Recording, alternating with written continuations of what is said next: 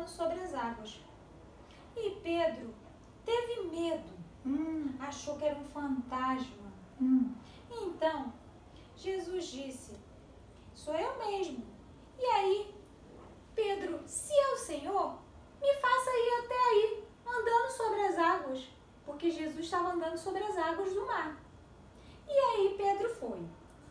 No meio do caminho, Pedro olhou aquelas ondas imensas, o vento balançando. O Pedro ficou com medo. E aí o Pedro duvidou se ia conseguir. O Pedro foi e afundou João. E aí imediatamente Jesus veio, pegou ele pela mão, botou ele de volta no barco. Ana, é uma história muito bonita. Mas o que quer me dizer com isso, com essa história, Ana?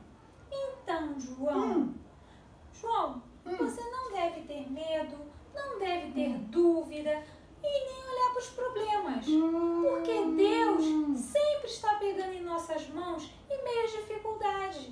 E aí, João, você precisa acreditar que Jesus Cristo é todo poderoso e que Ele vai suprir todas as suas necessidades, João. Então, Ana, eu entendi que eu não tenho que olhar para essa situação. Não, João.